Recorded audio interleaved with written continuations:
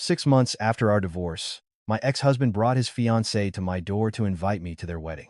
The moment he saw the newborn in my arms, he shoved her aside in a panic and lunged forward. It was September in Seattle, and the season's first misty rain was falling, a fine drizzle that sounded like a handful of water being sprinkled across the roof.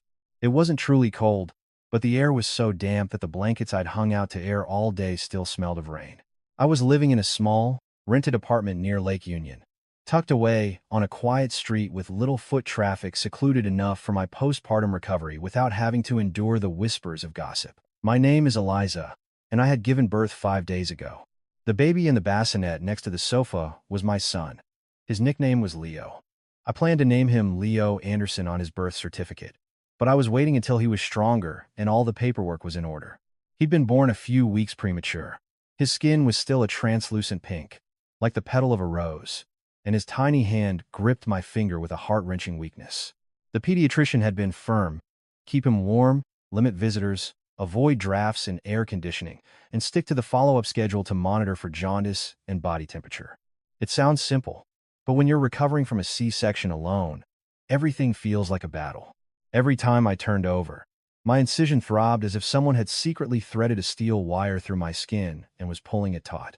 At night, my sleep was a fragile, broken thing.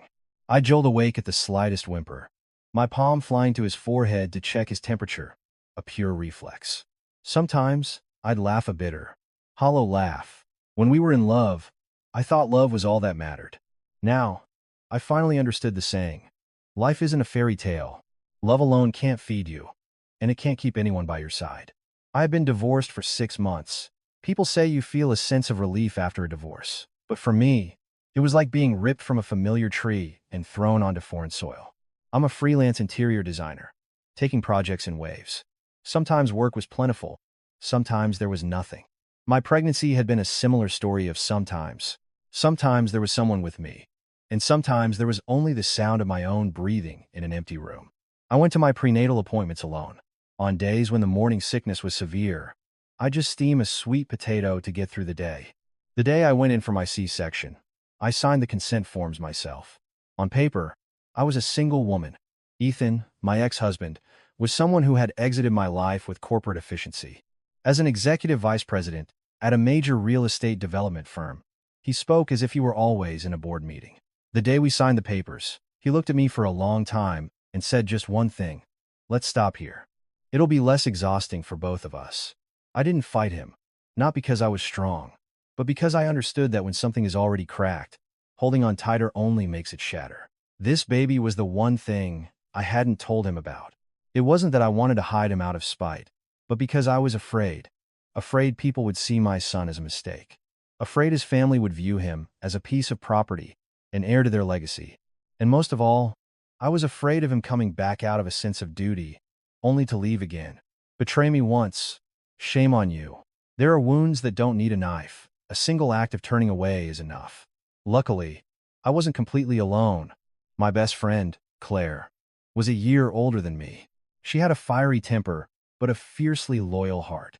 Claire ran a small deli cafe, selling soups in the morning and sandwiches at lunch. She was always swamped, yet she still made time to rush over. The day I was discharged from the hospital, she brought a thermos of hot chicken noodle soup and a bag of fresh spinach, telling me, "You can't go through postpartum recovery without warm soup. It's just wrong. You need to eat to make milk for the baby." I felt a sting in my nose. Life is strange sometimes. The people who share your blood can feel distant, while friends become your true family. Claire couldn't stay long. The deli was her livelihood. Closing for even an afternoon meant a loss of income. So, during the day, my apartment was quiet, filled only with the rhythmic hum of the breast pump, the whistle of the kettle, the ticking of the clock, and the steady breathing of a new mother trying desperately not to fall apart. I had created a military-like schedule for myself to keep from spiraling. Morning, change diaper. Wipe down the baby with a warm cloth. Midday, take my medication, eat soup, practice standing up and taking a few steps.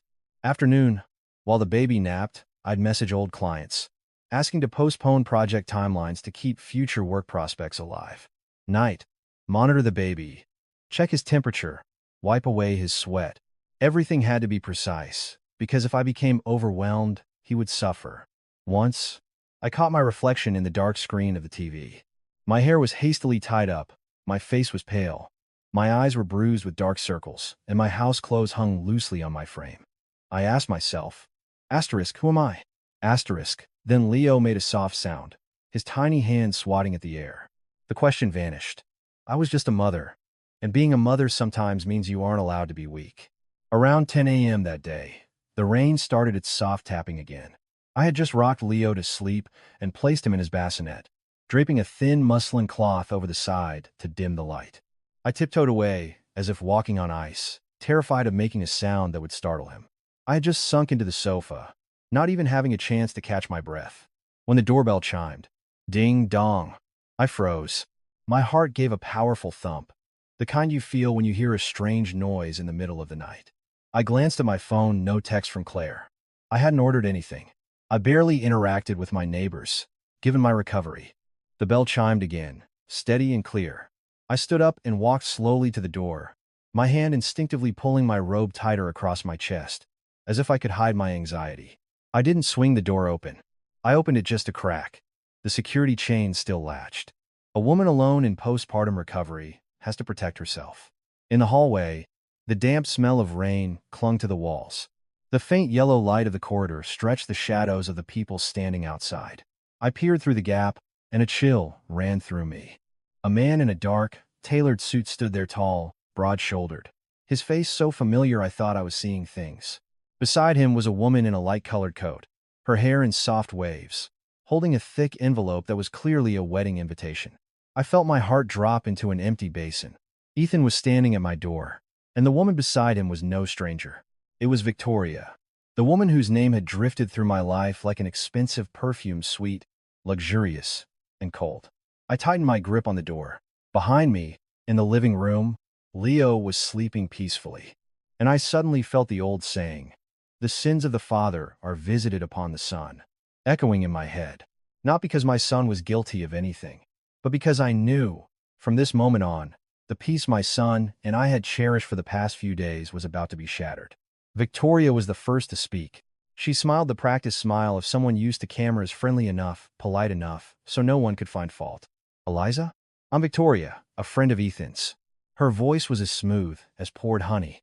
"Ethan and I are getting married soon, and we wanted to stop by and invite you, to be proper about it." I looked at the envelope in her hand. The thick, cream-colored cardstock, the embossed gold lettering, the kind of invitation people post online with the caption, "Classy." I wasn't surprised. Ethan had always liked everything to be impeccable, from his tie to the way people perceived him. Ethan stood beside her, not smiling, not greeting me. He looked at me the way you look at a former colleague you run into in a meeting room. Present, but not belonging. I kept the chain on the door. Inside was my son, born premature, just home from the hospital for 10 days. The doctor had ordered me to limit his exposure to strangers. I couldn't, for the sake of being proper, swing the door open and welcome them in. "I'll take the invitation. Thank you," I replied, my voice straining for calm. "But I'm in my postpartum recovery period, so it's not a good time for visitors." Victoria didn't back down. She leaned slightly, as if trying to peer into my apartment through the crack. I saw that look, clearly the look of someone visiting, but also inspecting. "Of course, I understand," she said, but her hand still held the invitation closer. "Will only be a minute. After all, you and Ethan were once family." The word family landed like a stone in my stomach. Asterisk family. Asterisk. For the past 6 months, no one from that family had asked if I was alive or dead. Asterisk family times had let me go to doctor's appointments alone, sign my own surgical consent forms, and endure the pain by myself. Victoria said that word, as if she were slapping a fresh label on an old wound. I reached out to take the invitation, using both hands as a sign of courtesy.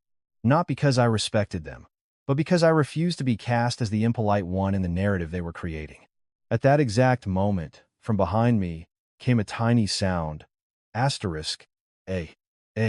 Asterisk. It was Leo. Just a little noise, as small as a sigh. But it was enough to change the entire atmosphere in the hallway. I whipped around instinctively. Leo must have shifted in his sleep. His lips pursed, his little hands flailing in the air.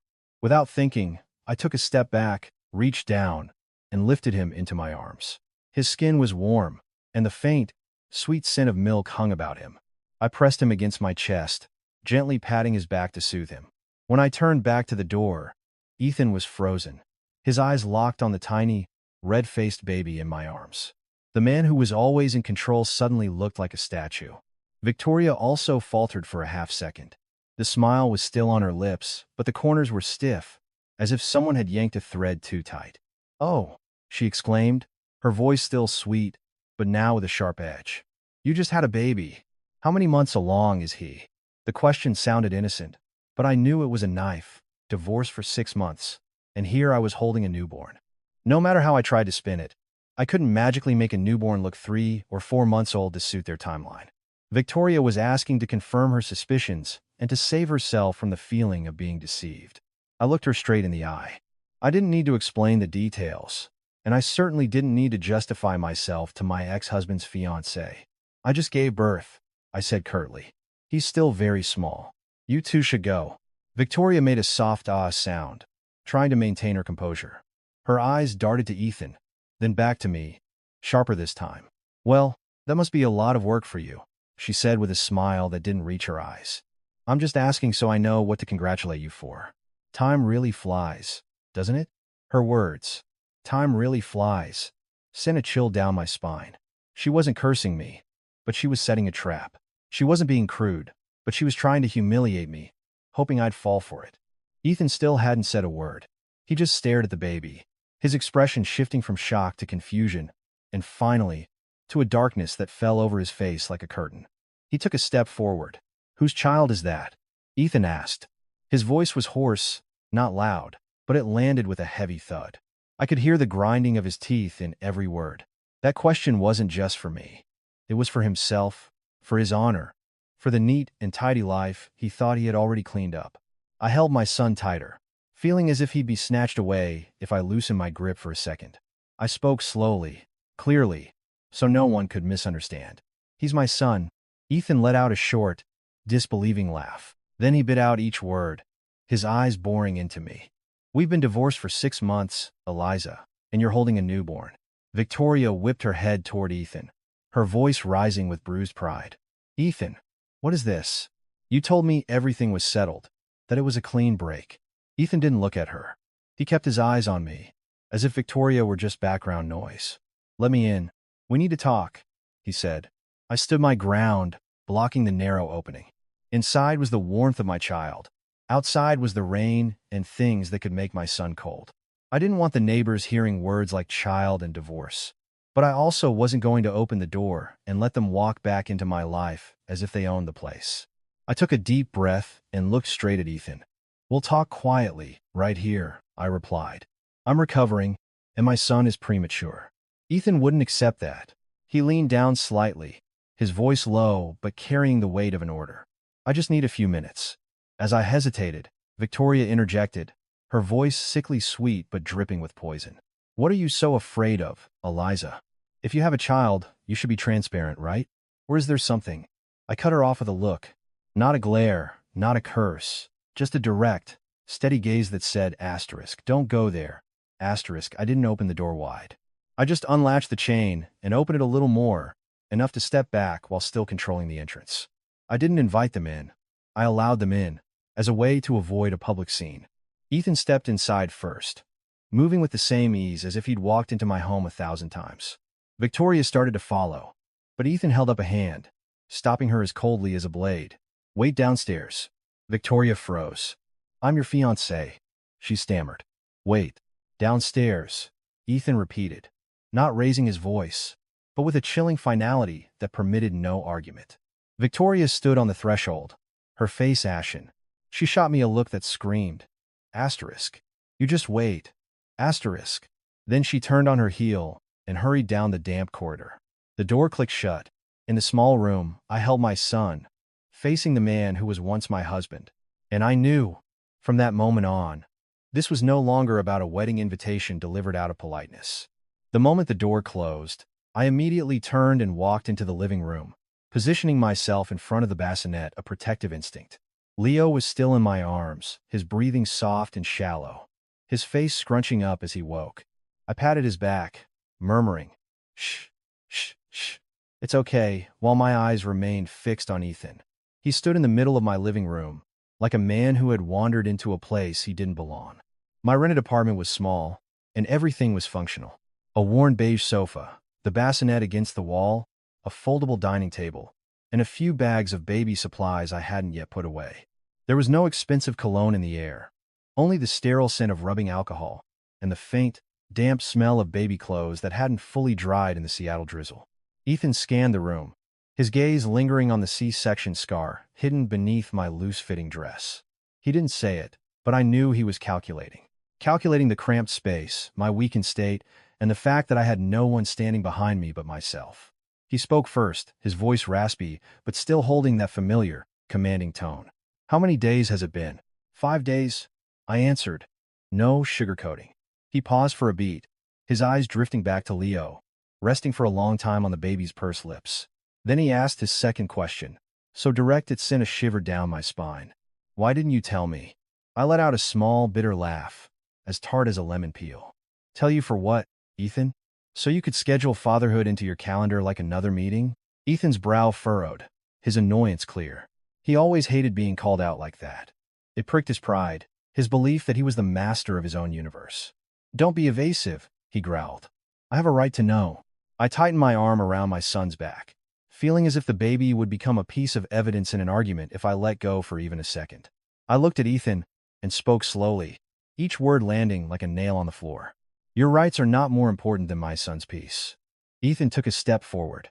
Just one step, but it felt like the air in the room compressed. "Whose child is he?" he repeated, his voice lower this time, but sharper. "Don't give me that 'he's my son' line. We've been divorced for 6 months, and you're holding a newborn. What do you expect me to believe?" I didn't back down. I had backed down too many times in our marriage. I took a breath, feeling my incision pull with the strain of standing for so long. But I kept my back straight. "What you want to believe is your business," I replied. "But I'll say it one more time. He is my son." Ethan stared at me, his eyes slightly bloodshot. I couldn't tell if it was from anger, shock, or an emotion he hadn't yet named. He reached out a hand, an instinctual gesture, to touch the baby. I flinched back, turning my body to shield Leo with my chest. That small movement was all it took for Ethan's expression to darken completely. "What are you doing?" he snapped. "I'm protecting my child." I had switched from I to a more formal tone, not to be disrespectful, but to keep myself from weakening. "He's a preemie. The doctor said to limit contact with strangers." "I'm his father," Ethan declared, the words sharp and absolute. I looked at him, so calm it surprised even myself. "You're very confident," I said. "You say that with the same certainty as when you sign a contract." Ethan gritted his teeth. "Don't test me." "I'm not testing you," I replied. "I'm just stating the truth. You weren't here on the days I needed you. So now you show up with a wedding invitation and another woman, and you declare you're the father. How do you expect me to react?" Ethan fell silent. The silence of a man who's just had a bucket of cold water thrown in his face, but is trying to maintain his composure. He looked down at the bassinet, at the neatly folded diapers, at the open can of formula. His eyes stopped on a stack of papers on the table, the corner of one peeking out with the words "hospital discharge." I felt my throat go dry. Those papers were the evidence of the entire journey I had walked alone. Ethan asked slowly, his voice less harsh but still full of control. "When did you get pregnant?" I didn't answer right away. Some questions seem simple, but answering them is like offering your neck to be held. I just said, "You don't need to investigate."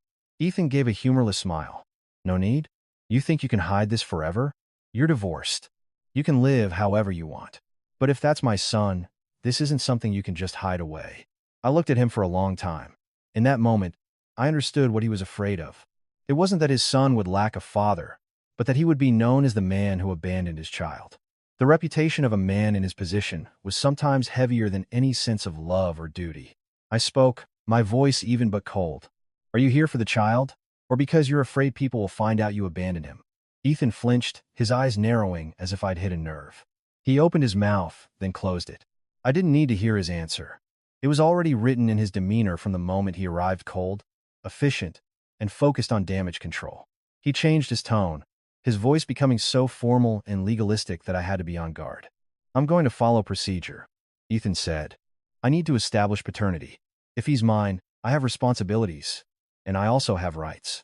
I almost laughed at the word rights. In our marriage, he had often spoken of responsibility, but it rarely left his lips. Now that responsibility was tied to his reputation, he spoke of it like a contractual clause. I took a half step back, not out of fear, but to place Leo gently back in his bassinet. He had fallen asleep again, his tiny hands curled in front of his chest. I pulled the muslin blanket up to shield him from the draft of the air conditioner, then turned to face Ethan. You want to follow procedure? I won't stop you, I said. But you listen to me carefully. My son is very weak.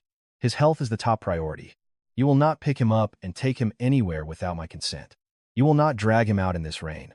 And you will not bring strangers into this house without my permission. Ethan looked at me, his expression a mix of anger and surprise, as if he was just realizing the woman before him was no longer his meek ex-wife. Are you setting conditions for me? He asked. I nodded, not flinching. Yes, I replied, because a mother's love is fierce. Anyone who is a parent understands. I'm not using my son as a bargaining chip. Ethan let out a sharp breath, his hands clenching and unclenching. He glanced at the bassinet one more time, his voice dropping slightly, but still not soft. I'll get a DNA test, he said. I need to know the truth. I agree to the test, I answered immediately, which seemed to surprise him, but only when his doctor says it's safe. At a facility I choose, with all the proper documentation and a clear, signed agreement. I won't let you do whatever you want. Ethan stared at me as if weighing his options. I knew he was used to winning with power, money, connections, status. But in this small room, the one thing he couldn't buy immediately was the consent of a mother. He stood still for a few seconds, then gave a barely perceptible nod. Fine, Ethan said. But remember this. If he is my son, then from this day on, everything changes. I didn't reply. I just looked at him like I was watching a storm roll in. I knew I was going to get wet. I just didn't know how drenched I would be. The moment Ethan finished his sentence. From this day on, everything changes. He pulled out his phone, scrolling quickly as if he'd been waiting for my nod to begin his operation. I watched him and knew instantly that the change he spoke of wasn't about becoming gentler. It was about managing the situation more tightly. Where are you living? Rent or own? Ethan asked, his eyes still glued to the screen. I frowned. Why do you ask? So, I can make arrangements, he replied curtly. This place is damp and cramped. A premature baby can't stay here long. It sounded like concern for our son, but the way he said it was like he was evaluating a flawed construction project. I found it ironic. When I was his wife, he rarely asked if I was tired or if I'd eaten. Now that I was the mother of Times, his Times son, he suddenly remembered living standards. My son is fine, I said. The doctor advised against changing his environment. Don't make decisions on your own. Ethan looked up at me, his eyes sharp, but this time he didn't snap. He switched to a softer, more irritating tone, the voice of someone who thinks they're offering the perfect solution. Elisa, I don't want to argue. I just want to do the right thing. Tell me what you need. Money? A nanny? A doctor? I'll take care of it all. The word money made my chest tighten. Not out of pride, but because I knew that from Ethan's mouth, money was never an unconditional offer. It always came with strings attached. I looked him straight in the eye. It's good that you want to help, but remember, helping doesn't mean giving orders. You're being overly sensitive again, Ethan sighed. I'm just doing what a father is supposed to do. I shot back immediately, my voice level but clear. What a father is supposed to do is respect the child's mother, especially when that child is lying right there, still so fragile. Ethan glanced at the bassinet. Leo was sleeping peacefully, his lips pursed, occasionally frowning as if in a dream. I saw Ethan's gaze soften for a fraction of a second before hardening again, as if he were reminding himself not to get sentimental. He walked toward the table where I'd left the stack of hospital papers. He didn't snatch them, but his hand reached out, casually flipping the corner of a page like he was reviewing a file. I immediately placed my hand on the stack. Don't touch those without my permission, I said. Ethan froze, looking at me in disbelief. It's just the discharge paperwork. The discharge paperwork contains the private medical information of a mother and her child, I stated, enunciating each word. And I have not given you permission. At that moment, I saw he was genuinely annoyed. He was used to holding other people sign documents. Today, a single thin piece of paper was being blocked by the hand of a woman he once thought would always be pliable. Ethan took a half step back and raised his phone to his ear. Calling someone. I only caught fragments. Arrange a reputable DNA lab for me. Fast, streamlined process. I cut him off. Ethan, don't book anything yourself. I already told you. We follow the baby's doctor's advice. And I choose the place. Ethan covered the microphone. You looked at me. His voice low but filled with pressure. How long are you going to drag this out? I gave a faint smile. You think raising a child is as simple as signing a contract and being done with it? Ethan didn't answer.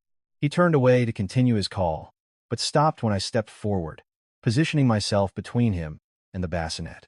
I didn't do anything dramatic. I just stood there. But for Ethan, it was a declaration, asterisk. To get to this new life, you have to go through me. Asterisk, he ended the call abruptly, stuffed his phone in his pocket, and looked me in the eye. You're afraid I'll take him from you, Ethan stated. I didn't deny it. I'm afraid you and your family will turn my son into a trophy to prove your honor. Ethan scowled. You make it sound like I'm a monster. I took a deep breath, my incision aching, but I kept my voice steady. Good or bad isn't determined by words. It's determined by the fact that you showed up at my door today with a wedding invitation. Ethan was silent for a few seconds. Then, he said, his voice sounding like an explanation, but feeling more like a deflection of responsibility. The invitation was a formality. I laughed out loud. This time it wasn't bitter, just tired. What kind of formality involves bringing your fiancé to knock on the door of your ex-wife who just gave birth? You think anyone would hear that story and call it civilized? Ethan's face flushed, not with shame, but with the sting of being caught. He clenched his jaw. Victoria didn't know. She didn't know, but she still stood there, scanning my apartment like she was taking inventory. I countered. You know it's true. Ethan fell silent again. It reminded me of the saying about a person with a prayer on their lips and a dagger in their hand. Some things don't need to be vulgar. Being excessively polite can be just as painful. Ethan changed his tone again, trying to pull me into a position of weakness with a tempting offer.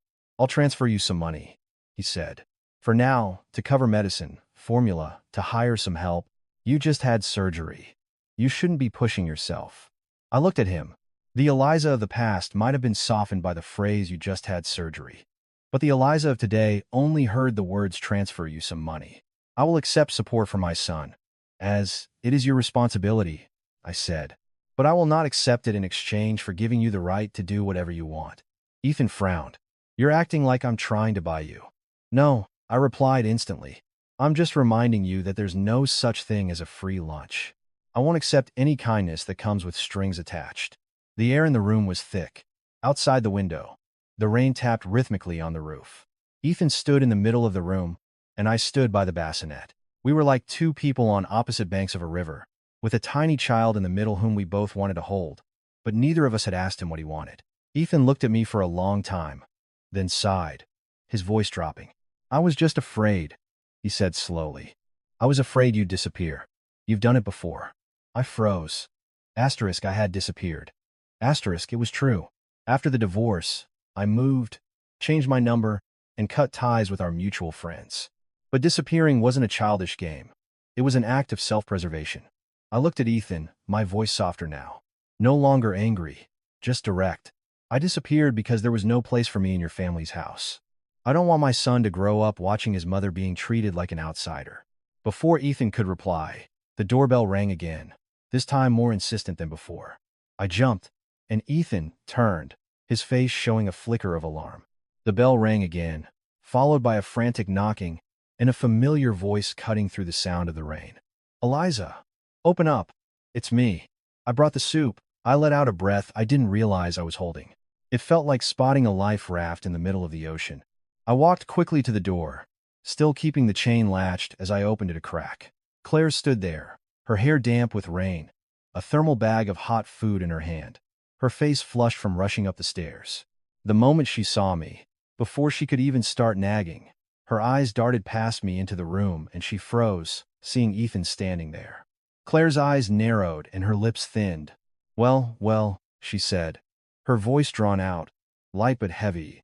Look who decided to find his way here. Ethan. Claire didn't wait for an invitation. She pushed her way in, setting the thermal bag on the table with a thud, like she was placing a stone to block his path. The savory aroma of chicken noodle soup filled the air, cutting through the damp chill of the rain. But Claire's face was colder than the rain itself. Ethan looked at Claire, his eyes narrowing slightly. He was clearly annoyed that our private conversation had been interrupted. But Claire was not the type to be intimidated. "Are you here for the wedding invitation, or for the baby?" Claire asked, straight to the point. The question hit the sorest spot. Ethan paused for a beat before answering in a voice struggling for composure. "This is between me and Eliza. You don't need to get involved." Claire snorted, a harsh, dry sound. "Between you and Eliza," she repeated. "So where were you for the last 6 months when Eliza was dealing with morning sickness? When she was so sick, she was throwing up until her face was pale, having to call a cab by herself to get to her appointments. When she was lying on the operating table, signing her own consent forms. Why didn't we hear you say this is between us then?" Ethan's face flushed, not with shame, but with the sting of being called out so directly. He clenched his jaw, his eyes flicking to me, as if pleading for me to stop her. But I didn't. I had been silent for too long. "Are you done?" Ethan growled. Claire was unfazed. She pointed a finger toward the bassinet, her voice lowering, each word landing like a hammer. "Look at him. A tiny, premature baby, just out of the hospital. You come here, stand in the middle of her home, and talk about your rights. Don't you feel ridiculous?" Ethan turned to look at the bassinet, a flicker of emotion crossing his face before he quickly rebuilt his usual cold facade. "I'm the child's father," he stated, the words clipped and certain, as if reading an undeniable fact. Claire tilted her head, looking at him as if he were a cheap magic trick. "Father?" she asked. "What kind of father?" "A father who's busy with projects, busy with clients, busy getting married to someone else." My hands felt cold, not because Claire was exaggerating, but because it was the truth. There Ethan stood, in his impeccable suit and expensive cologne, while I was in my worn-out house clothes, holding our premature son. Two different worlds. Ethan took a sharp breath. "Don't mix different issues together." "Different issues?" Claire shot back. "You come to your ex-wife's door, wedding invitation in hand, right after she's given birth, and you call that a different issue?" Ethan looked at me, hoping I would explain for him. But I just stood by the bassinet, my hand resting on the edge as if guarding the most precious thing in my life. I had no obligation to make him look good in front of my friend. Claire turned to me, her voice softening slightly, but still sharp. "Eliza, what did he say to you?" "He wants a DNA test," I answered simply. Claire whipped her head back to Ethan, her eyes blazing. "A DNA test?" she demanded. "You think this is some product you can just inspect whenever you feel like it? He's a premature infant. The doctor said to limit contact, limit movement. Do you understand the word danger?" Ethan frowned. "I know. That's why I want to do it by the book, during a checkup, following proper procedure." I realized he was already speaking the language of the law. And when a man like Ethan talks about the law, it's not just about responsibility. It's a weapon. Claire lowered her voice, but her words grew heavier. "You talk about procedure, like it's some noble cause. Let me remind you that any legal procedure involving a child puts the child's best interests first. If you do anything to harm him, we won't let it go." Ethan looked at Claire.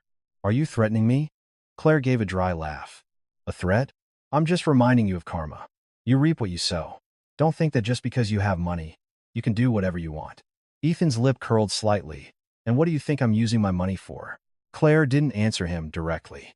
She walked to the table, opened the thermal bag, took out a container of still hot soup, and turned to me. "Eliza, eat. If you don't eat, you'll be exhausted. And if you're exhausted, they'll have an excuse to say you're not fit to be a mother." I froze. Her words were like a slap, waking me up. I looked at Claire and understood. She wasn't just angry. She was strategizing. Hearing this, Ethan's expression darkened. He looked at Claire as if he'd just discovered his opponent wasn't a fool. "I have no intention of taking the child from his mother," Ethan said, his voice strained. "But if he is my son, I will claim him, and I will provide for him." I looked at him. What did his providing mean? Money? People? The right to make decisions?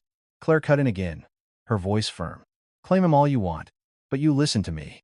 Claiming your son doesn't mean you get to turn Eliza into a stranger in her own child's life." Ethan flinched slightly. "I'm not turning anyone into anything." Claire looked at him, her gaze so intense it felt like it could see right through him. "You don't have to," she said. "You just have to be subtle about it. Send people to help, send money to support, and slowly, Eliza loses her right to decide."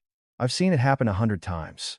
A chill ran down my spine, because that was exactly what I had felt the moment Ethan pulled out his phone to make arrangements. He wouldn't lock me in a cage, but he would bind me with the chains of reasonableness. Ethan turned to me, his voice dropping, and for the first time, it held a hint of sincerity. Eliza, I need you to understand. I can't walk into my wedding while people are whispering that I abandoned my child. That sentence landed like a stone thrown straight at my heart. So that was it. His reputation, the gossip, his public image. I didn't blame him for wanting to claim his son. I just hated being turned into a problem that needed to be handled before his wedding day. Claire looked at me, then at Ethan, and gave a knowing, cynical nod. Ah, she said, so, that's what this is about. You're not worried about your son being cold. You're worried about losing face. Ethan's face flushed, but he didn't deny it, and his silence was the answer. I took a deep breath.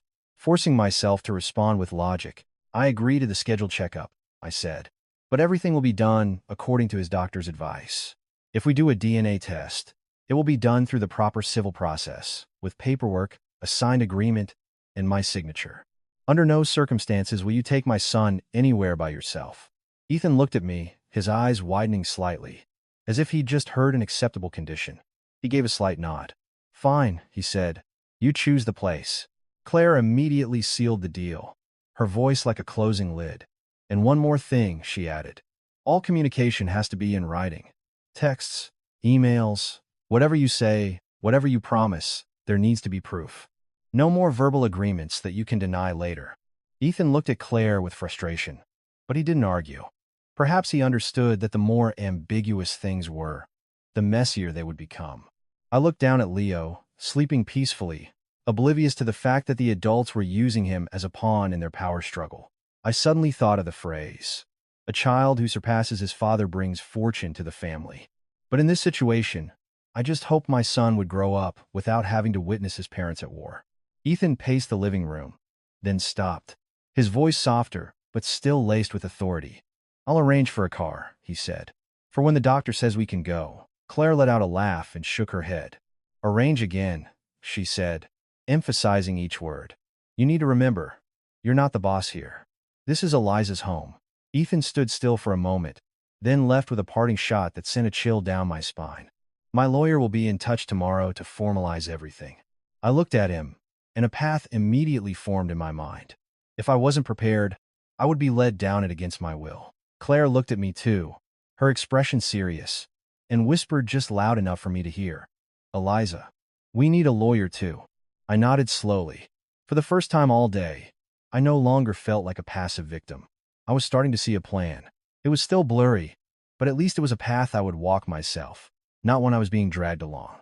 After Ethan left, the apartment was quiet again, the kind of quiet where you can hear every single drop of rain hitting the windowsill. I sank onto the sofa, my incision throbbing, but my hand instinctively rested on the edge of the bassinet.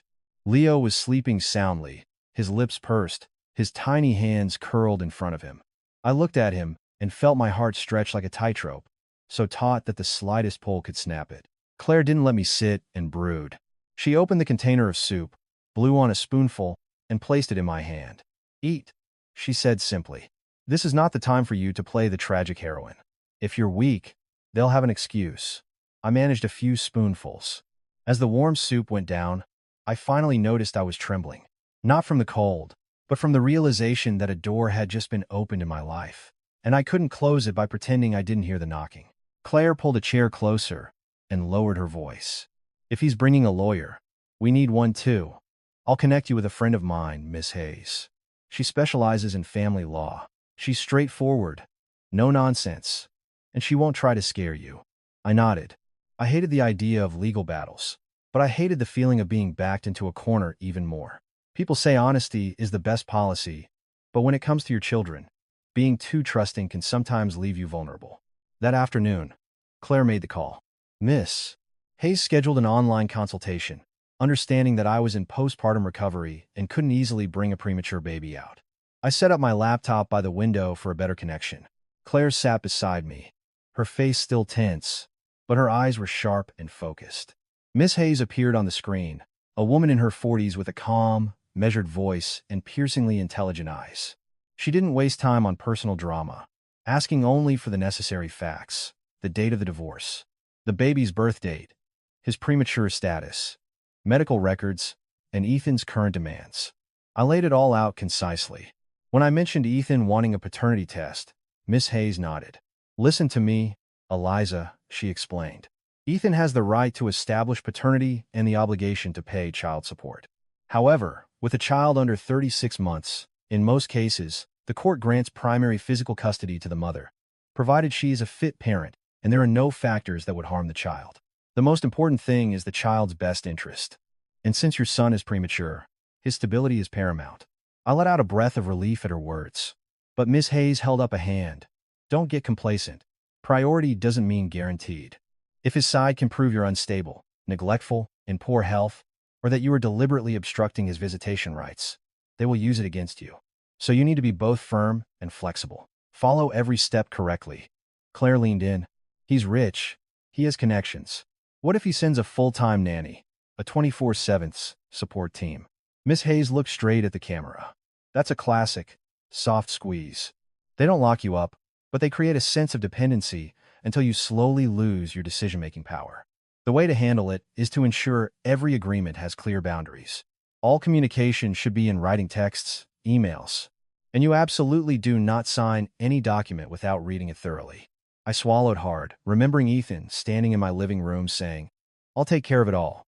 It had sounded so reassuring, but that kind of reassurance was like a heavy blanket, warm at first, but it could suffocate you before you realized it. Miss Hayes continued, "As for the DNA test, don't refuse it. An absolute refusal will look bad. But you have the right to demand it be done through the proper civil process, with verified documents, the legal guardian's consent, and a formal record.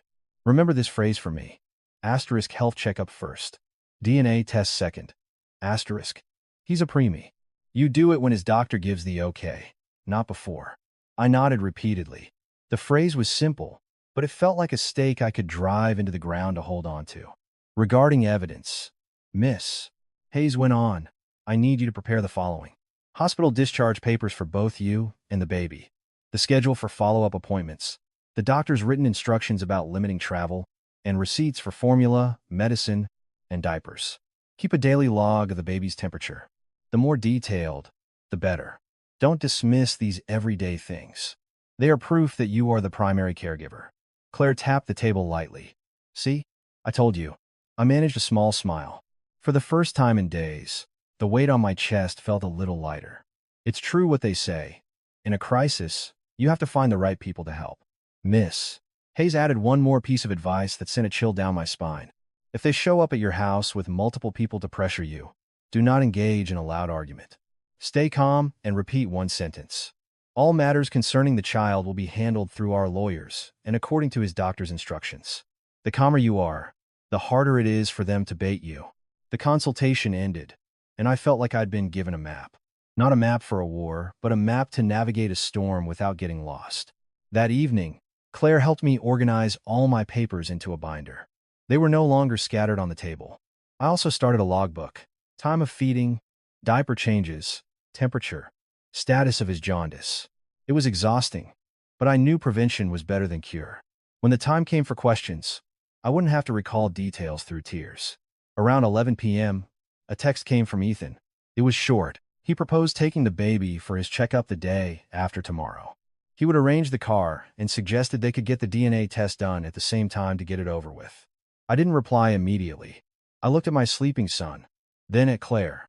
She nodded, and I typed out a response exactly as Miss Hayes had advised: clear, concise, and devoid of emotion. Asterisk, Leo is a premature infant, and his checkup will follow the doctor's schedule. I agree to take him to his scheduled appointment. The DNA test will be conducted after the doctor confirms he is healthy enough for the procedure, and it will follow the proper civil process, with a formal record and signed documentation. The location will be of my choosing. Asterisk. My hand trembled slightly as I hit send, but it wasn't a tremor of fear. It was the tremor of someone learning to do something she rarely did: draw a firm boundary without asking for permission. Ethan's reply was swift. Asterisk. Fine. Send me the address. Asterisk.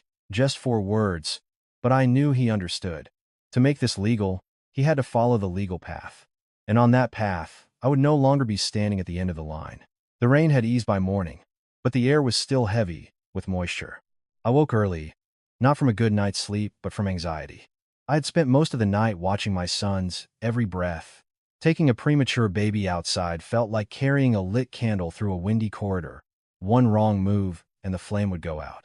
I chose a private medical center downtown with a dedicated pediatrics and lab department, clean, modern, and with clear procedures. I had sent the address to Ethan the night before, along with my conditions: arrive on time, bring your ID, speak quietly, and do not cause a scene. He didn't argue, simply texting back, okay, his okay made me smile grimly. I used to wait for his okay to go out for dinner. Now, I was using it to lock down boundaries to protect my son. Claire arrived early, carrying a bag packed for a military operation. Swaddles, a hat, mittens, a thermos of warm water, spare diapers, wipes, and a light jacket for me. "You just had surgery," she said. "A little draft and you'll get sick." Her care warmed my heart. A friend in need is a friend indeed. I held Leo, swaddling him tightly, leaving only a small opening for him to breathe. I didn't let anyone else hold him, except for Claire, who helped me get in and out of the car. Ethan was on time, standing by his car, impeccably dressed in a suit, his hair perfectly styled, looking more like he was heading to sign a deal than to his son's doctor's appointment. He looked at Leo, his gaze different from before. It was no longer completely cold. There was an awkwardness, the look of a man facing a tiny being who shared his blood for the first time. "Are you holding him securely?" Ethan asked in a low voice. I didn't answer. I just said, "Walk beside us. Don't touch the blanket. He needs to stay warm." Ethan nodded. This time, he listened. Inside the clinic, I handled the check-in. I presented the discharge papers, the appointment card, and my private insurance card. Everything was neatly organized in the binder, as Miss Hayes had advised. The receptionist looked at me, then at the baby, and asked softly, "He's a preemie, isn't he?" I nodded. She led us to a priority waiting area. Claire sat to my right, guarding the diaper bag. Ethan sat opposite us, his hands clasped, his eyes darting between his watch and the baby. I knew he was impatient, not out of concern for our son, but because he wanted to get this over with. When the doctor called Leo's name, I carried him into the room, Claire following. Ethan stood up instinctively. I looked at him and said clearly, "You can come in, but stay quiet and stand by the door." "He startles easily."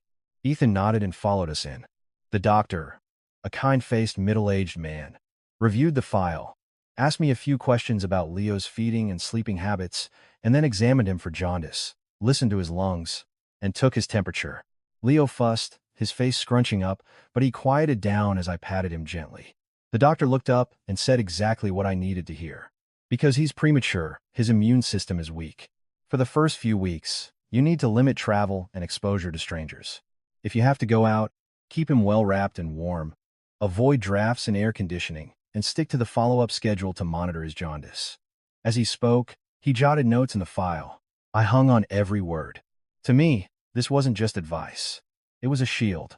If anyone later accused me of deliberately obstructing them, I had this.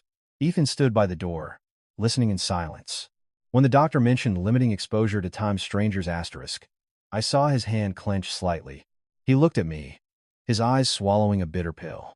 It turned out he couldn't have everything he wanted. After the checkup, a nurse directed us to the lab for a consultation on the civil paternity test procedure. I had prepared myself, but my heart still felt heavy. The lab technician handed me a set of forms, explaining clearly, "We need to verify the ID of the requesting party, the mother's ID, the child's information, and the signature of the legal guardian." I read every line, asking for clarification where needed. Claire stood right beside me, a steadying presence. Ethan provided his driver's license and signed his part quickly. When it was my turn, my hand trembled. I wasn't afraid of the result. I was afraid of what it represented. Once the result was official, they would have a reason to push their way more forcefully into my son's life. I signed. The sample collection took place in a private room. A nurse in gloves explained she would use a special cotton swab to collect a sample from the inside of Leo's cheek. The procedure was quick and wouldn't hurt him, just make him a little uncomfortable. I held Leo, supporting his head gently. He was dozing, unaware of what was happening. The moment the swab touched his mouth, he startled, his face turning red before he let out a piercing cry. It was a tiny sound, but it felt as sharp as a needle. My heart clenched. I held him closer, murmuring over and over, "Shh, shh, shh. Mommy's here. Mommy's here." Ethan was standing behind me. He didn't touch the baby, but over my shoulder, I saw him turn his face away, toward the window, as if he couldn't bear to watch. The muscle in his jaw was prominent, and his hand was clenched so tightly his knuckles were white. I didn't know if he was in pain from seeing his son cry, or from the realization of how much he had already missed. The nurse finished quickly, but Leo was still crying. A choked, whimpering sound. I pressed him to my chest, rocking him gently. Claire handed me a bottle we had prepared, and I let him suckle. After a few sips, his cries subsided, and his eyelids drooped. Only then did I let out a breath, feeling like I had just navigated a treacherous whirlpool. Ethan turned back, his eyes fixed on our son for a long time. He didn't apologize. Ethan was never good at apologies, but this time, his voice was low and hoarse. Did it hurt him? I wanted to laugh, but I couldn't. I just replied. He was just uncomfortable. He's a baby. Ethan was silent. Then, he looked at me, his tone shifting back to his usual, rational self. When will we get the results? That question brought me crashing back to reality. I knew he was anxious because the result was the key that would unlock his official status. They said a few days, I replied. I will be the one to pick them up. Ethan frowned. I'll need a copy. You'll get a copy after I've received the original, I said clearly. Everything will be done by the book. Ethan looked displeased, but didn't argue. I realized he was learning to get used to not being in complete control. As we left the clinic, the misty rain had started again. I wrapped Leo's blanket tightly around him, ducking my head to shield him from the wind. Ethan held an umbrella, tilting it to cover the baby. It was a small gesture, but I saw it. Claire leaned in and whispered, "See? He's not completely heartless. But don't you dare go soft. You go soft, and you're done for." I nodded. A strange tug-of-war was happening inside me, part resentment, part pity. Resentment for the months I was alone, and pity for the way he turned his face when our son cried, as if the sound were a slap across his own cheek. But I could no longer afford to live by my emotions. From this day forward, my life would run on two parallel tracks, one of love and one of law.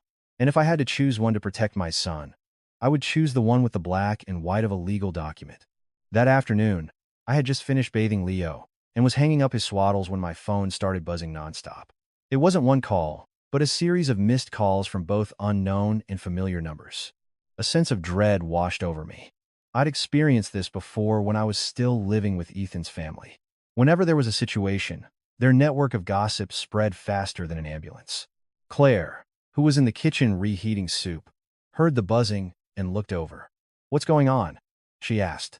I shook my head. "I don't know." I ignored the unknown numbers, only answering when I saw the name of a former client. The moment she picked up, she dove right in, her voice a mix of curiosity and probing. "Eliza, honey, is it true? I'm hearing that Ethan has a son?" I froze, one hand unconsciously gripping the edge of a towel. The news was out. It had spread so fast I hadn't even had time to breathe. "Where did you hear that?" I asked, trying to keep my voice steady. "Oh, a few people from our business partners mentioned it," she said with a little laugh. "Just calling to check in. So you just had a baby?" "My goodness." I kept my answer brief, just a simple, "Yes, I'm doing well," and hung up. For a few seconds after, my ears were ringing. Claire walked over, took one look at my face, and knew. "They're fishing for information," she said, her tone certain. "Not through the press, but word of mouth is even more toxic." I didn't argue. I knew that for someone like Ethan, information within his professional circle could spread with a single phone call. And once it started spreading, no one cared about the truth. They just wanted a story to tell. My phone buzzed again. This time, it was Ethan. I took a deep breath and answered. "Hello?" Ethan didn't beat around the bush. His voice was more rushed than usual. "Have you heard anything?" "I have," I replied curtly. There was a pause on his end. Then he said, his voice low, "The news got out. My phone has been ringing off the hook. I didn't ask who leaked it. It didn't matter. Once a secret is out of one person's mouth, it finds its way into another's. I only asked what mattered to me. What are you going to do?" Ethan let out a sharp sigh. "I'm postponing the wedding. I felt a strange mix of irony and bitterness. Postponing the wedding? Is it because your son was just born? Or because you're afraid of being known as the man who abandoned his child? I wasn't being sarcastic. I just said, that's your business. It's not just my business anymore, he shot back, his voice firm. It involves our son. I wanted to ask how, but I already knew. Involving things, for Ethan, usually meant they needed to be handled. Ethan continued, starting today, I'm arranging for someone to help you 24/7. I frowned. I don't need that. You do, Ethan cut in. You just had surgery, and the baby is premature. I don't want to risk anything. It sounded reasonable, but I could hear the hook in his words. I lowered my voice and said clearly, if you want to provide support, we discuss it first. I am not accepting a stranger into my home unannounced. She's not a stranger, Ethan said. It's Mrs. Gable. She took care of my mother and has experience with newborns. She's from my family's trusted circle. A chill went down my spine. Asterisk, his family's circle. Asterisk, that meant she was his person. Someone who knew their rules. Someone who would listen to them. And if she moved into my home, would it still be my home? I said decisively, I will consider it. But she will only provide support during the hours I request. There will be no 24/7 arrangement. There was a pause. Then Ethan said through gritted teeth, fine, I'll have her come by tomorrow morning. Be home. He hung up. I sank onto the sofa, feeling as if a soft rope had just been looped around my wrist. It wasn't tight yet, but I knew it would be if I let my guard down. Claire stood with her hands on her hips. I knew it.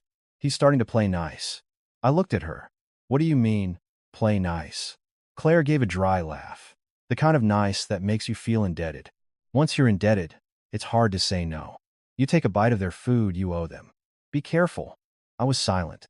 I knew she was right, but I also knew I was weak, and my son was weak.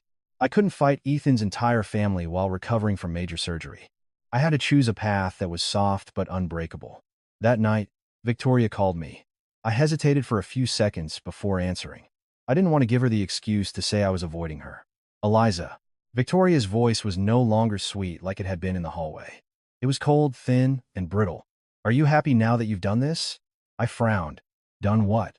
You showed up at the perfect time, Victoria said, each word laced with venom. Right when we were about to get married, you have a baby, and now Ethan has to postpone the wedding. You're quite the schemer. I let out a single laugh, not of amusement, but of pure disbelief at her logic. It was always the same story. The woman is always the schemer, while the man always has an unavoidable reason. Victoria, I said, my voice calm. I didn't show up. You and Ethan came to my door. She was speechless for a moment. Then, her tone turned bitter. So, you got him back, huh? I'm not trying to get anyone back, I replied instantly. I'm just trying to keep my son. There was a few seconds of silence. Then Victoria dropped a line that was quiet but deeply insulting. Are you sure he's Ethan's son? I gripped the phone, a hot wave of humiliation washing over me. It was a direct attack on my integrity, the kind that didn't use profanity, but left a deep, dirty stain. I didn't scream. I just spoke slowly and clearly. The DNA test results will answer that for me. And you should be careful what you say. A mother's honor is not something you can tarnish whenever you feel like it. Victoria scoffed. Are you threatening me? I'm not threatening anyone, I said, ending it. I'm done arguing with you. Then I hung up. Claire, who had overheard parts of the conversation, was pale with anger. That little witch. I rubbed my face, trying to calm my breathing, remembering Miss Hayes's advice. Asterisk. The calmer you are, the harder it is for them to bait you. Asterisk, I would not let my emotions lead me into their trap. The next morning, Mrs. Gable arrived. She was a woman in her 50s, stout, and spoke in a soft, gentle voice. She carried a bag of professional newborn care supplies, looking every bit the experienced nanny. She greeted me politely at the door. Good morning, ma'am. I opened the door just enough, not inviting her in immediately. Mrs. Gable, I said first. You'll be working on an hourly basis. I need help with bathing the baby, washing his clothes, and simple meal prep. I will handle the rest. She nodded eagerly. Yes, of course, ma'am. You can count on me. The moment she stepped inside and saw Leo in his bassinet, a phrase slipped out naturally. Oh, my goodness. What a little master. I turned sharply, but kept my voice even and polite. Please just call him Baby or Leo. He is a child, not a master. Mrs. Gable looked startled, then gave an awkward laugh. Yes, of course. A slip of the tongue. But I knew it wasn't just a slip of the tongue. It was a habit from the world of the wealthy. A habit of addressing a child as if he were a title. And that title was exactly what Ethan's family would use to pull my son into their orbit. I looked at Leo and made a silent promise. The wind may howl, but I would stand firm. I had to protect a safe space for my son, no matter how hard the waves outside crashed against us. If you are listening to this story and it resonates with you, please don't leave just yet. If you feel a connection, please give this channel a like to support Serene Reflections. And if you were in this situation, what would you do when your ex-husband suddenly reappeared to claim his child while engaged to someone else? Please leave a comment below, because what happened next was a twist that even I never saw coming. The next morning, Mrs. Gable had just finished changing the sheets in the bassinet when the doorbell rang. I froze, my heart pounding. Ever since Ethan's first visit, the sound of the doorbell was like a hammer against my nerves. I went to the door and peered through the peephole. It was Carol, Ethan's mother, accompanied by his father, Richard. Carol was holding a gift basket of high-end organic baby products, and Richard held a dripping umbrella, a look of discomfort on his face. Carol took one look at me, her voice not loud, but icy. Eliza. We heard the news and came to see our grandson. I took a deep breath, maintaining my manners. Hello, Carol? Hello, Richard. The baby just fell asleep. Please come in. But if you could keep your voices down. Carol swept in, placing the gift basket on the table as if staking a claim. Mrs. Gable emerged from the kitchen and immediately bowed her head. Good morning, Mrs. Anderson. I saw Carol's eyes flick from Mrs. Gable to the bassinet, her expression lighting up with the satisfaction of someone who has found what they were looking for. She moved toward the bassinet, and I immediately stepped in her way gently but firmly. Carol, please keep your distance. He's premature. She looked up, a thin smile on her lips. The Anderson family cannot leave its heir out in the cold. Her words landed with the finality of a gavel. Richard coughed, as if to stop her, but it was too late. I placed my hand on the edge of the bassinet, my voice soft but unyielding. I understand, but he needs his mother. And right now, his doctor has advised against any changes to his environment. Carol's eyes swept across my cramped apartment. Renting like this, it's damp. Raising a child in these conditions. He'll get sick before you know it. Her emphasis on renting stung. I held back my anger and replied with facts. He has a schedule for his checkups and a medical file with the doctor's specific instructions. I'm keeping him warm and maintaining a sterile environment. What doctor is better than the family's private physician? She retorted, then turned to Richard. Look at this, Richard. It's a tragedy, leaving a child like this. Richard looked at me, his voice gentler. We're not saying you're a bad mother, Eliza, but a little help would make things easier. I have help, I said. Mrs. Gable is here on an hourly basis. Carol let out a short, sharp laugh. Hourly? You're raising my grandson, and you're counting the hours? I knew what she meant. My son was her grandson, so my rights as his mother were merely temporary. I looked up, and for the first time, I spoke to her with absolute clarity. Carol, I am his mother. I will make the decisions concerning him. Her smile turned sharper. Anyone can be a mother. Mothers are replaceable. What's important is the family name he carries. The air went still. Her words were not vulgar, but they were a direct assault on my dignity. I swallowed the lump in my throat, telling myself to be patient, but patience did not mean bowing my head. I'm afraid I can't agree, I said slowly. A child needs his birth mother. A plant needs its roots. Without them, it withers. Richard sighed. Carol, you're being too harsh. Carol didn't even turn to him. The whole world will laugh at our family. Then, she switched to a tone of magnanimous charity. We'll take our grandson home to the family estate. You can stay there and take care of him if you like. The house is large. There are plenty of staff. It's more convenient. The phrase, stay there, if you like, sent a chill down my spine. I replied curtly, I am not taking my son anywhere. Carol's eyes narrowed. Are you trying to keep my grandson from his own family? No, I said, my voice even.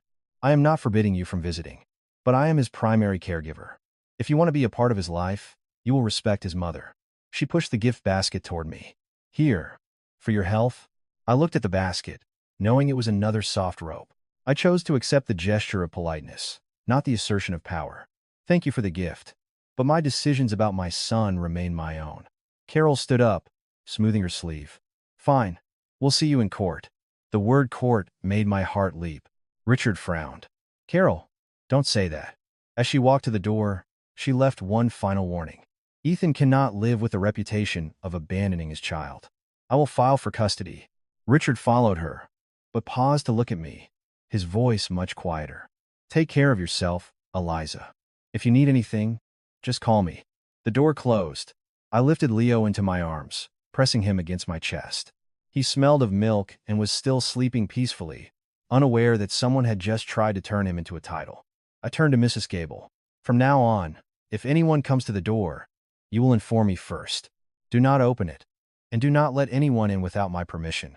She nodded frantically.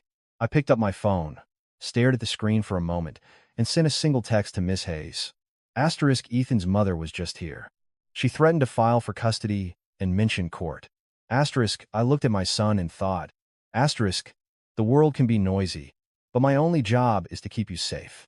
Less than 10 minutes after I sent the text, Miss Hayes called. Her voice was as steady as ever, but I could hear the seriousness in her tone. Eliza, stay calm. Ethan's mother is likely saying that to intimidate you, but don't be afraid. The important thing is that you stick to the principles we discussed. A child under 36 months stays with the mother, as long as you are a fit parent and don't do anything to jeopardize your position. I sat down, holding my son with one arm and the phone with the other.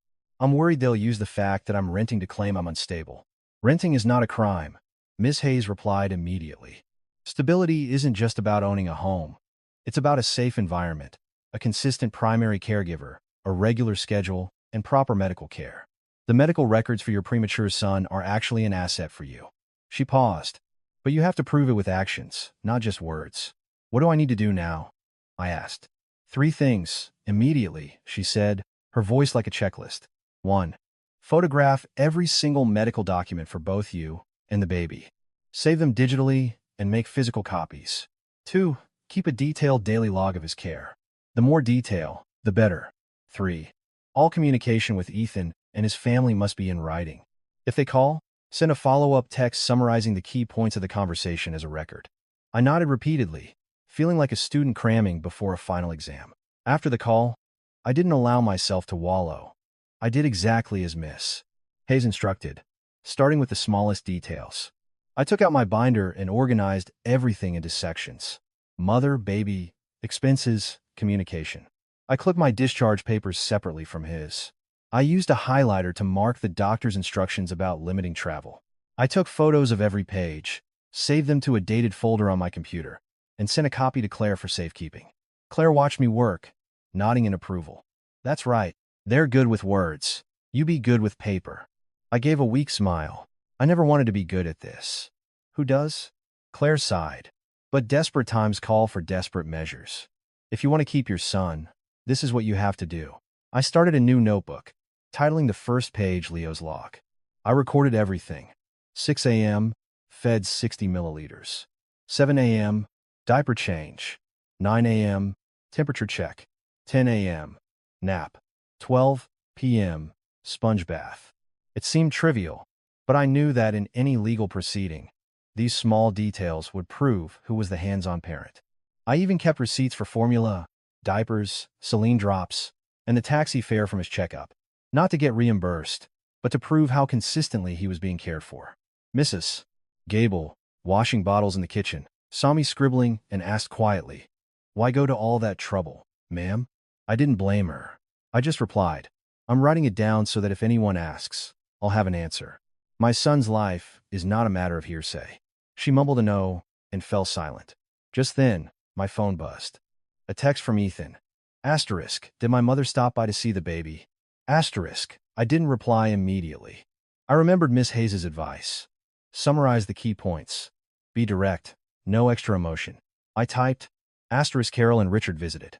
I explained that because Leo is premature, we need to limit contact. I am not forbidding visits, but I am his primary caregiver and will make all medical decisions according to the doctor's instructions. I hit send and waited. A few minutes later, he replied. Asterisk. My mother said you were being difficult. Asterisk. I almost smiled. Asterisk. Difficult. Asterisk. In their eyes, a woman protecting her child was difficult, while them applying pressure was just caring for their grandson. I texted back, Asterisk, I am simply fulfilling my responsibilities as a mother. I expect you to respect my boundaries. Asterisk. Ethan went silent. I thought that was the end of it, but that evening he called. I answered, not wanting to be accused of cutting off communication. Go ahead, I said. Ethan's voice was low.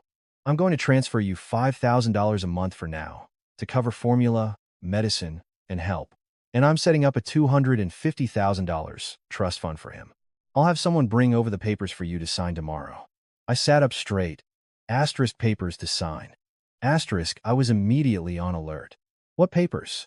Just the document confirming you received the funds, Ethan said casually. And an agreement for Mrs.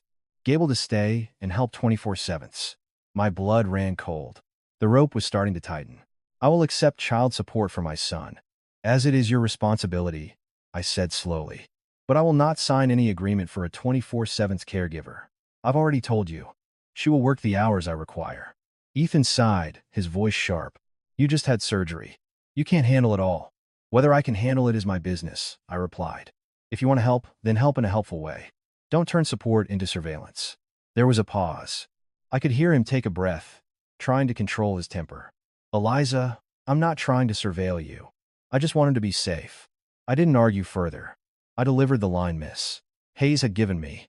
All matters concerning the child will be handled according to his doctor's instructions, and through our lawyers, if necessary. Ethan froze. Are you threatening me with lawyers? I'm not threatening you, I replied. I'm seeking clarity. Clarity prevents suffering for everyone. The other end was silent for a longer time. Then Ethan said, his voice lower. Fine. You don't have to sign the 24/7 agreement. But I'm still providing the money and the trust fund. I simply replied, you can wire the funds. I will confirm receipt via text message.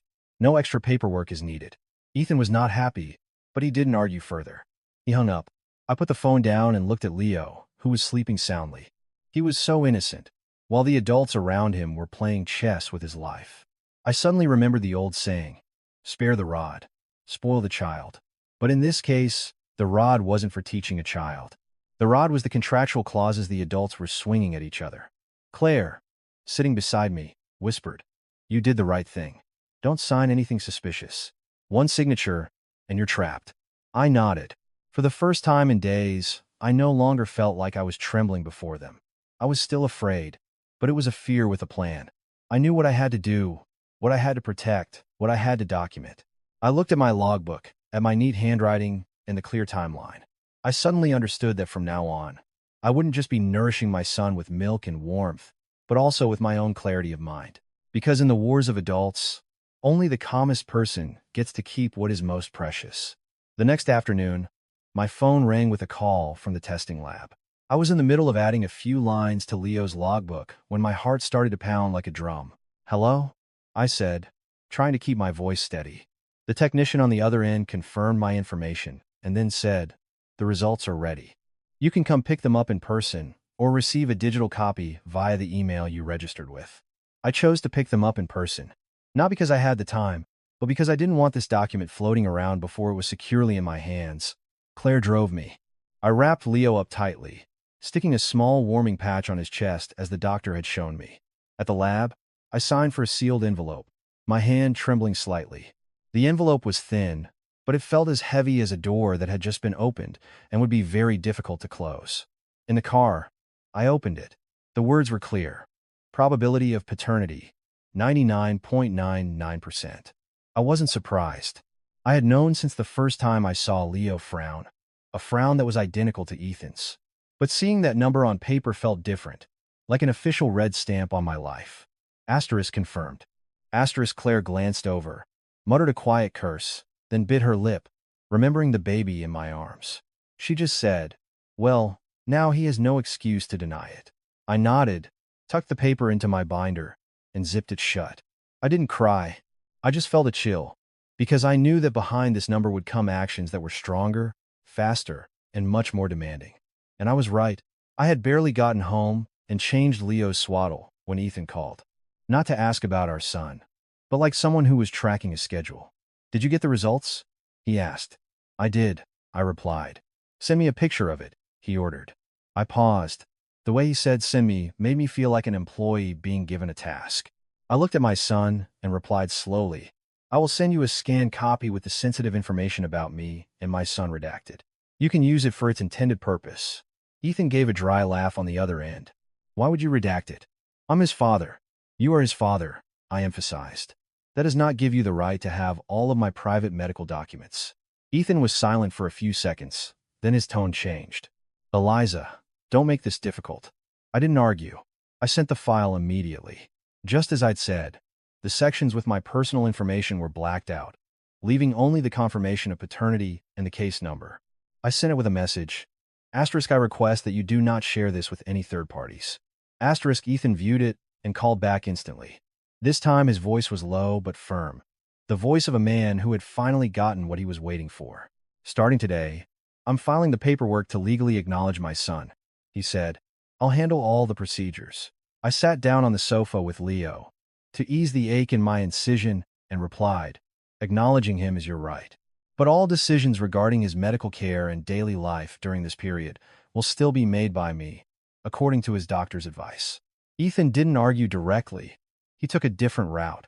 "I've transferred the first payment. Check your account. And I'm having a contract for a premium postpartum care service delivered to you. It includes a registered nurse on duty." I looked up at the ceiling and sighed. The gilded kindness was back. "I don't need any service contracts," I said.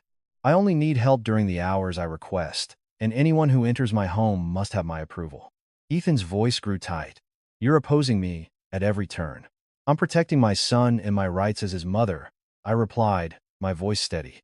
"A smart bird chooses its branch carefully. My son needs a stable environment, and no one is going to disrupt that." Ethan took a sharp breath. I could hear him tapping something, a habit he had when he was annoyed. Then he said slowly, "You can't cut me out of his life." "I'm not cutting you out," I answered immediately. "I'm just asking you to participate in the right way. If you want to visit, we'll agree on a schedule. If you want to take him somewhere, you need the doctor's approval and my consent." Ethan was silent, then asked a question that sounded soft, but was actually a demand. "How long do you plan to live like this?" I looked at my sleeping son, and my voice softened but became even more resolute. "Until he is strong enough, and until you can prove that you are here for him, and not for what the world thinks." The other end was silent. I expected him to lose his temper, but he didn't. Ethan was the type who grew colder the angrier he got. "I'm coming over this afternoon," Ethan said. "I want to hold my son." I didn't argue about him holding the baby. I knew that an unreasonable refusal would work against me. I just set the conditions. "Be here at 5 p.m. Wash your hands. Wear a mask. Don't bring anyone with you. And do not discuss my personal life with anyone else." Ethan replied with a single, "Fine," and hung up. I had just put my phone down when a new message from an unknown number appeared. I didn't need to guess who it was. "Victoria. Asterisk. You're good. I'll give you that. 99. 99%. Huh? Congratulations on getting what you wanted. Asterisk." I read the message and felt a sting from her sarcastic, yet polite tone. I didn't get into a back and forth. I replied with one sentence. On point and emotionless. Asterisk. "What I want is for my son to have peace. Someone else's wedding or reputation is not my concern." Asterisk. Victoria replied almost instantly. Asterisk. Peace. Don't be a hypocrite. People don't just call off a wedding for your peace. Asterisk. I locked my screen. I would not let myself be dragged into that pit. Words are cheap, but some words can drain your energy and steal your composure. And for me, right now, composure was the most valuable thing I owned. At exactly 5 p.m., Ethan arrived, alone. He washed his hands at the sink and put on a mask, just as I had asked. I placed Leo on a nursing pillow and showed him how to support the baby's neck. Ethan was clumsy, his large hands trembling slightly. He lifted our son slowly, as if holding something incredibly fragile. Leo's eyes fluttered open, then closed again. Ethan leaned down, his voice hoarse. "He looks like me." I didn't reply. I just looked at his hands and reminded myself. Looking like him doesn't mean belonging to him. After holding him for a while, Ethan looked up at me, his eyes conveying a message. Asterisk. From now on, I'm in charge. Asterisk. But I had already taken a step ahead of him. I spoke first, my voice gentle, but firm. You are his father. I don't deny that. But I am his mother. If you want to be a part of his life, you will have to learn to be respectful. Ethan looked at me for a long time. For the first time in years, I saw that he didn't have a ready-made answer. He just held our son a little tighter and gave a slight nod, like someone temporarily accepting a new rule, even if he wasn't used to it. In the small apartment, the rain continued to tap against the window. And for the first time, I understood clearly. From this day on, my son's life and mine would be defined by the most difficult thing of all. Not money, not apologies, but boundaries. I found out on a Tuesday afternoon. I had just finished feeding Leo and was rocking him to sleep when my phone, sitting on the table, started vibrating not with a call, but with a rapid succession of message notifications and a tag from a familiar account.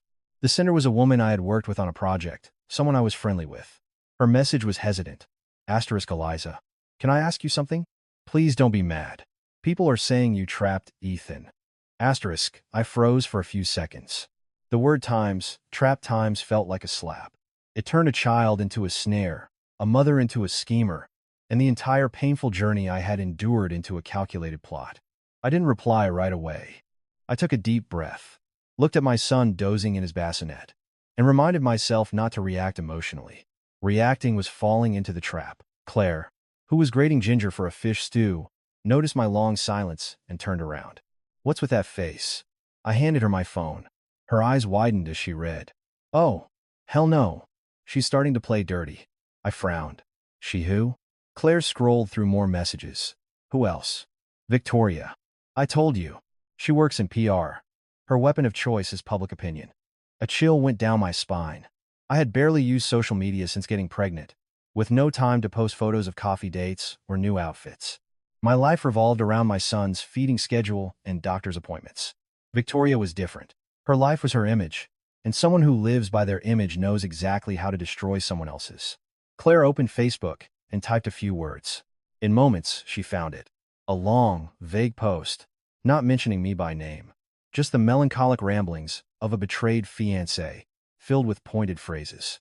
Asterisk. Some people really do plan out their every move. Barely divorced and suddenly there's a newborn. Some people pretend to be so innocent. Asterisk. Beneath it was a flood of comments, some sympathetic to Victoria, some just curious, and some just enjoying the drama. The most terrifying part was that some people were starting to connect the dots to me. They didn't need proof. The timeline of a recent divorce and the name Ethan whispered in the comments was enough. Claire immediately took screenshots of the post, the timestamp, the comments. She worked quickly, like a seasoned pro. Save everything, she said. This is your evidence. Don't engage with them online. I looked at the words on the screen, a lump forming in my throat. I wasn't used to being publicly smeared. I was even less used to having my dignity as a mother dragged out and displayed like a curiosity. The most painful part wasn't what they were saying about me, but the implication that my son was the product of a scheme. I put the phone down, my hand shaking slightly. Claire immediately said, Eliza, you can't shake. If you shake, my godson will feel it. I looked at my son. She was right. He didn't know what social media was, but he knew his mother's heartbeat. I took a deep breath, forcing myself to be calm. I called Miss Hayes. She answered quickly and understood the situation immediately. Do not respond emotionally, she instructed. We handle this with evidence and principles. Save everything. If necessary, we can issue a cease and desist and, depending on the severity, consider legal action for defamation. Should I text Ethan? I asked quietly. Yes, Miss Hayes replied, but keep it professional and concise. This directly affects the child's welfare. The longer it circulates, the harder it is to contain. I hung up and opened my chat with Ethan. I didn't complain or get emotional. I sent the screenshots with a clear, direct message. Asterisk Victoria is posting content that implies I trapped you with our son, and it is spreading among our mutual acquaintances. This is defamation against the mother of your child and directly impacts him. I demand that you put an immediate stop to this third party disseminating private information and have the post removed. I have saved all evidence. Asterisk. After sending it, I put my phone down. I didn't expect Ethan to protect me out of love. I just needed him to understand that this involved his son. He read the message almost instantly. but he didn't reply right away. His silence told me he was weighing his options between his future bride and the mother of his child. Claire paced anxiously. If he stays silent, I'm going to her house, and I'll expose her myself. I grabbed her arm. Don't. That's exactly what she wants. She wants us to lose our cool. Claire gritted her teeth, but sat down. I knew she was just trying to protect me, but there was a right way and a wrong way to do it. About half an hour later, Ethan called. Are you at home? He asked, his voice low. I am, I replied. I'll handle it, he said curtly. I won't let this go any further. I didn't thank him. I just asked, how will you handle it? There was a pause. I'm calling Victoria. If she doesn't take it down, I'm ending things. The word ending made my heart skip a beat. Ending the engagement? Ending the relationship. I didn't ask. I just said, what you do is your business. I just need my honor and my son's peace to be respected.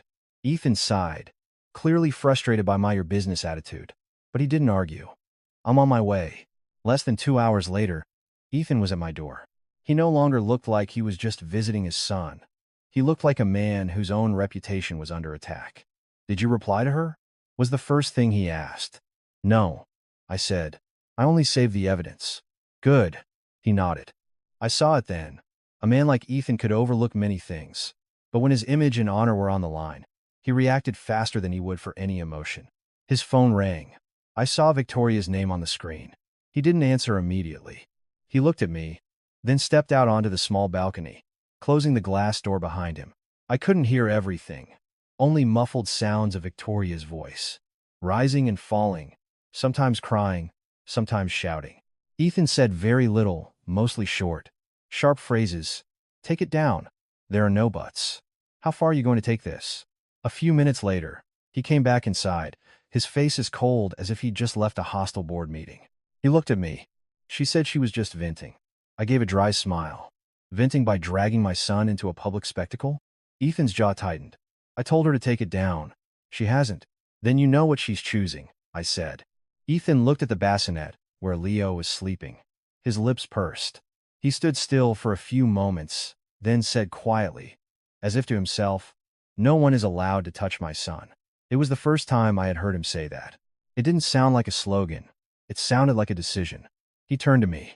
If she does this again, I will publicly call off the wedding. I didn't feel a sense of victory. I just saw the picture clearly. When two women are placed on the scales of a man's honor, the one who loses will not go quietly. Victoria would only become more bitter, more willing to play dirty. I looked at Ethan and said one thing, short and to the point. You handle the rumors. I'll handle our son. He nodded. But in that moment, I knew the battle had just escalated, from a private conflict to a public smear campaign. And once things go public, no one stays clean without being incredibly careful. That evening, Victoria's post disappeared, but the rumors lingered like smoke. I didn't go online to defend myself. I just had Claire save a few more screenshots of the now-deleted post, documenting the time. Around 9 p.m., Ethan sent a curt text. Asterisk wedding is off. Asterisk. Not an apology, not an explanation. Just 3 words, delivered like a decision in a meeting. I looked at the message and let out a long breath. I wasn't happy, nor was I sad for anyone. I just felt a great weight being lifted off my son's future. At least now, Ethan wouldn't be viewing his own child as something to be cleaned up before a wedding. The next morning, Ethan arrived earlier than usual, with only a brief text 15 minutes beforehand. I had just finished changing Leo's diaper when he knocked. I opened the door, my hand still on the security latch out of habit, but my heart no longer pounded with anxiety. I wasn't letting my guard down. I was just getting used to the rhythm of the waves. Ethan stepped in, not in a suit, but in a simple dress shirt.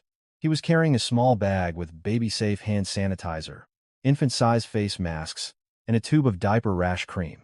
Small things, but not for show. I said nothing. He stood by the bassinet, looked at Leo, and asked quietly, was he fussy last night? He slept well, I replied. Only woke up twice to feed. Ethan nodded. Then he did something I hadn't seen before. He washed his hands thoroughly, put on a mask, and stood there, as if waiting for permission. I didn't say, go ahead. I just lifted Leo and placed him in Ethan's arms, showing him how to support the neck. Ethan held him, his movements slow and awkward, his shoulders tense. his hands trembling slightly as if afraid of hurting him. I didn't mock him. I just gave a short instruction. Support his head. Hold him close. Don't rock him too hard. He followed my instructions. Leo's eyes fluttered open, and he let out a small yawn. Ethan stood as still as a statue, trying to breathe softly so as not to startle him. In that moment, I remembered the saying, "A father is the roof of the house." But if that roof was just going to press down on me and my son, I would rather face the rain than suffocate. After a few minutes, Ethan said, as if the words just slipped out, "Victoria called me all night." I didn't ask for details, just gave a noncommittal. Ethan looked at our son, his voice hoarse. "She cried. Said I was cruel." I still didn't ask, because I knew that when a man decides to end things, the woman on the other side often sees it as betrayal. But what caught my attention was what he said next. I told her that from now on, she is not to mention you or our son again. I won't allow it. I looked at him. Did she agree? Ethan gave a dry, humorless smile. No, I wasn't surprised. Someone who lives by their image will not accept being pushed out of the frame. They will either try to claw their way back in or smash the frame of the person who replaced them. Ethan placed Leo back in the bassinet, pulled up the blanket, and turned to me. "My mother knows." My chest tightened. "Knows about the wedding?" Ethan nodded. "She knows. And she's furious." Before I could say anything, his phone rang. He looked at the screen, his expression darkening. "Asterisk, Mom." "Asterisk," he answered immediately, putting it on low speaker. I could still hear Carol's voice, sharp and frantic. "Ethan, what do you think you're doing? Are you trying to make this family a laughingstock?" "I postponed the wedding, Mom," Ethan replied curtly. "For what?" she shrieked. "For that woman and that child?" I stood frozen. Asterisk. That woman. Asterisk, I wasn't that woman. I was the mother of her grandchild. But in her mouth, I was just a source of trouble. Ethan's jaw tightened. "Mom? Be respectful. That is my son." Carol scoffed. "If he's your son, then bring him here. We have the resources, the staff. Leaving him out there is a disgrace." "A disgrace?" Ethan's voice was low and dangerous. "Are you even thinking about the child?" Carol paused, then went for the jugular. "I'm thinking about the honor of my grandson. He will not be known as a bastard." The word bastard made my ears burn. I bit my lip, forcing myself not to make a sound. I was afraid that if I interjected, she would have an excuse to call me disrespectful. Ethan stood up straight, his voice firm. "Listen to me, Mom. He is under 3 years old. He stays with his mother. I will acknowledge him, provide support, and visit according to a schedule. But you will not pressure Eliza." "You're siding with her," Carol accused. "I'm siding with what's right," Ethan said coldly. That statement stunned me. Ethan had never spoken like that before. He had always tried to stay neutral to appease his mother. Now, he was drawing a line. "What's right?" Carol screamed. "She ruined your wedding. She embarrassed our family." "Don't blame Eliza," Ethan cut in. "I made the decision to postpone. It was my choice." Carol was silent for a few seconds, then hissed through the phone, "Fine. You just watch what I do. I will take this as far as it needs to go." Asterisk click. Asterisk. She hung up. The small room was silent again. Ethan didn't look at me right away. He stared out the window for a moment, as if swallowing his anger. I asked quietly, "What will you do if she takes it as far as it needs to go?" He turned, his eyes hard. "We'll sign a formal custody agreement, drafted by a lawyer. It will be legally binding. Even my mother won't be able to cross it." Hearing that, my heart sank a little. It was what I wanted, but it was also proof that my life from now on would be tied to paper and signatures, not just love and goodwill. Ethan walked back to the bassinet and picked up our son again. This time, he was less clumsy. He rocked him gently, his eyes on the tiny face. He said, so quietly I almost didn't hear it, "I've missed so much." I didn't respond, not because I wasn't moved, but because I knew words were the easy part. People can feel remorse one night and go back to their old habits the next morning. I would just watch to see if his actions matched his words. Claire walked in at that moment, catching his last sentence. She let out a snort. "If you know you've missed out, then stop missing out." Ethan looked at her, but didn't argue. He just asked, "Do you know a good lawyer? A tough one?" Claire raised an eyebrow, then looked at me. "Miss Hayes," she replied. "Give me her number," Ethan said. I watched him take the lawyer's number from Claire, a strange feeling rising in me. Ethan was accepting the very framework he had always resisted, the framework of boundaries and measurable responsibility. But I also understood that by choosing his son, he had opened a new front in his war, not just with Victoria, but with his own family. And when that happens, the ones caught in the middle are always the mother and child. I looked at Leo and thought, one person cannot stand alone. I couldn't win this by myself. I had to be smart, choose my allies, my documents, my evidence, and choose a way of life that would ensure my son didn't grow up surrounded by blame and tears. Ethan stood holding our son for a long time. And for the first time in weeks, I didn't feel completely alone. But I didn't dare trust that warmth too soon.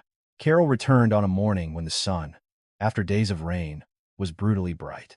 The Seattle sun was like that one moment damp and cold, the next, blazing as if to expose everything to the world. I was giving Leo a sponge bath when the doorbell rang, not insistently, but with the firm, commanding chime of someone who expects to be let in. Mrs. Gable looked out from the kitchen, her face pale. I went to the door and looked through the peephole. It was Carol, this time without gift baskets, but with a thin file folder and a man in a white dress shirt and glasses. Richard was not with her. I opened the door a crack, my voice polite. "Carol, open the door, Eliza. I need to talk to you," she said, no preamble. I looked at the file folder, at the man with glasses, then back at her. "May I ask who this is?" The man smiled politely. "I'm the family's legal advisor." I nodded, showing no fear, and said clearly, "Then all the more reason to speak quietly and appropriately. I'm not receiving unannounced visitors while my son is in recovery." Carol smirked. "A legal advisor is a stranger now? Don't be so dramatic." I opened the door just enough for her to enter, but I positioned myself to block the bassinet. When the man tried to follow, I held up a hand, still polite. "Please wait in the living room. I will call you if we need you." Carol shot me a look that said, asterisk. This daughter-in-law is getting tougher. Asterisk. She placed the folder on the table with a sharp tap. "Eliza," she said, dropping any pretense of formality. "Let me be blunt. This family wants to do things by the book. That child is our grandson. Ethan must claim him, and he must be raised in our home with the proper resources." I remained calm, gently patting Leo's back. Ethan's right to acknowledge his son is not something I'm disputing. But as for where he stays, the doctor's orders are clear, and I have the documentation. Carol waved a dismissive hand. "Paperwork. Paperwork. You always hide behind your paperwork. Raising a child is about reality, not showing off documents." I didn't argue. I walked to my binder, pulled out the single sheet with the doctor's written instructions, times, limit travel, limit contact times, and placed it on the table. Neatly, not throwing it, not tossing it, just placing it like a fact. "Carol, please look at this. These are the medical instructions. A premature baby is not suited for constant environmental changes." The man with the glasses, still standing by the doorway, tried to interject. Carol jutted her chin. "Tell her." He took a half step forward. "As I understand it, the father has the right to ensure the child is provided with the best possible living conditions." I cut him off, not sharply, but firmly. "Correct. And best is not just a big house or a lot of money. For a premature infant, best is medical stability, a consistent primary caregiver, and an environment with a low risk of infection. I have a daily log tracking all of it." I opened my logbook and flipped through a few pages, showing the neat blue ink, the times, temperatures, appointments, and medications. I didn't read it aloud. I just let them see it existed. It wasn't to show off. It was a reminder. I was being a mother with actions, not just words. Carol gave a dry laugh. "That's just for show. You're renting. You're a freelancer. What can you possibly provide for his future?" The words freelancer and renting were spoken like accusations. I felt my face flush, but I kept my voice even. "I have an income. I have contracts. I have a bank account. I can support myself and my son." Carol leaned forward, her voice thin and sharp. "Support yourself? You think that's some great accomplishment? Let me be honest, Eliza. A single woman can easily get into trouble. Who knows where you'll take my grandson? Who you'll introduce him to?" I froze. It was an attack on my character, on my image as a mother. I placed a hand on my chest, my incision aching from the tension. "Are you implying I'm not a decent person?" I asked, my voice still level. Carol stared back, not flinching. "I'm reminding you of your place. My grandson must be raised with dignity. I almost laughed at the word place. My place was as his mother. What was hers? The arbiter of my son's life? Just then, the doorbell rang again. Before I could react, I heard Ethan's voice in the hallway. Open the door. I let out a breath and unlatched the door. Ethan strode in, his face like stone. He glanced at the folder on the table, at the man with glasses, then at his mother. "What are you doing here?" he asked bluntly.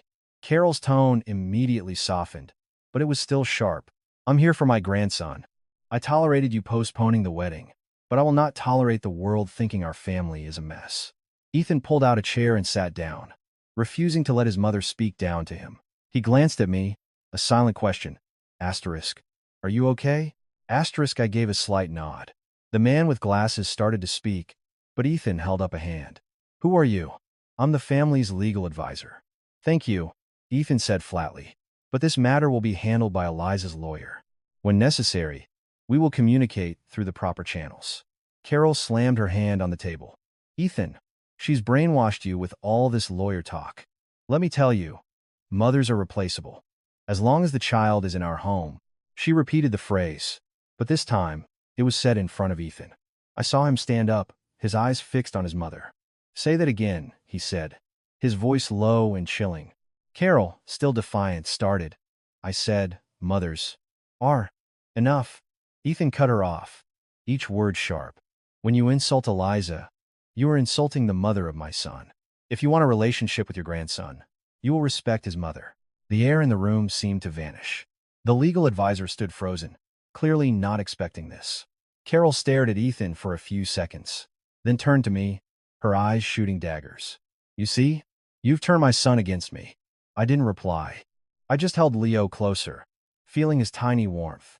I didn't want him to hear the anger in their voices, even if he was too young to understand. Ethan turned to the advisor. "Please leave. This is a family matter." The man nodded awkwardly and left.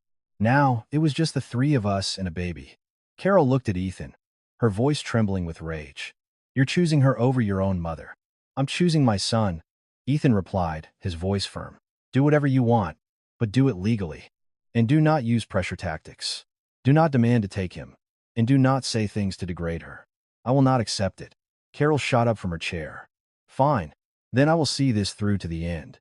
"Go ahead, Mom," Ethan nodded. "I will too. Legally. And I will sign a formal custody agreement. Anyone who crosses that line will have to deal with me." Carol gave me one last look, her eyes red with anger. Not love. Then she turned and walked out without another word. The door closed, and I could hear her heels clicking away down the hall. Ethan stood still for a moment, like a man who had just cut a rope that had been binding him for years. He turned to me, his voice much softer. "Did she say anything else?" I shook my head. I didn't want to complain. Complaining makes you weak. I just said what mattered. "I need a formal agreement. With lawyers. Legally binding." Ethan looked at the bassinet, at our son, and nodded slowly. "I understand." I didn't thank him, and I didn't soften. I just saw one thing. For the first time in my small, rented apartment, I was not standing alone to shield my son. But I also knew that standing guard once was not enough. To have peace, you need a framework. And that framework could only be the law, boundaries, and things that could be measured. The next day, I received a text from Miss Hayes. Asterisk. "Ethan would like to have a meeting this afternoon at 2 p.m. Are you available?" Asterisk. I put my phone down and looked at Leo, sleeping peacefully. The world of adults could be a storm, but my son's gentle breathing had to remain undisturbed. I replied, asterisk, "Yes, but it will have to be a video call. The baby is still too young." Asterisk. Miss Hayes agreed immediately and added, "Have your list of priorities ready. Don't let yourself get sidetracked by emotion." I took out my notebook and made a simple list under 3 headings: medical, residence, and dignity. To me, these were the 3 pillars. If one fell, my son would fall with it. The group call started on time. On my screen, I saw Miss Hayes, poised and professional. Ethan appeared from his office, his background a wall of glass and cold light. He didn't look like he was there to apologize. He looked like he was there to close a deal. Miss Hayes began. "Today, we are here to agree on the principles of a co-parenting agreement. The child's best interest is the top priority." "I agree," Ethan said. Miss Hayes looked at me. "Eliza, you can go first." I spoke, following my list. First, medical. Leo is a premature infant. Until he is 36 months old, I will have primary physical custody. All medical decisions, including checkups and vaccinations, will follow his pediatrician's advice, and I will be the primary decision maker. Ethan has the right to be informed and to provide input, but he cannot unilaterally take our son to a different doctor or use a private physician to override my decisions. Ethan started to speak, but Miss Hayes held up a hand. Mr. Anderson, please let her finish. I continued. Second, residence. The child's primary residence will be with me. If I move, I will provide advance notice. However, no one is permitted to show up unannounced and demand to take him, or to bring people into my home without my consent. I paused, then said what I considered the most important point. Third, dignity. There will be no slander, no veiled insults, and no dissemination of private information about me or my son in any form. If any party related to you does this, you will be responsible for stopping it. Ethan looked at the screen, then said, I agree to the dignity clause. But regarding residence, I need an assurance that you won't disappear. I wasn't surprised. It was his genuine fear, and also a potential leash. I replied calmly, I will not disappear from your rights as a father, as long as you respect my boundaries. I agree to a clause requiring me to provide notice of his residence and a clear visitation schedule, but there will be no clause that permits you to track me. Miss Hayes translated this into legal terms. So, we will state that the mother is obligated to inform the father of the child's residence and to provide X number of days' notice before a move. The father is not permitted to engage in surveillance or apply pressure outside the terms of this agreement. What about visitation? Ethan asked. I was prepared. Twice a week, for a maximum of 2 hours per visit. While he is an infant, you will come to my home at an agreed-upon time, wash your hands, and wear a mask. If the baby is sick, the visit will be rescheduled. You will not take him outside. Ethan frowned. 2 hours is not a lot. It's not about what's a lot for you, I said, looking straight at the camera. It's about what's best for him. He's not an adult who can follow your schedule. Miss Hayes interjected smoothly. Mr. Anderson, the agreement can be amended as the child grows. For example, after 12 months, if his health is stable, the duration could be extended. But his health is the non-negotiable prerequisite. Ethan paused, then nodded. When it came to finances, he spoke quickly.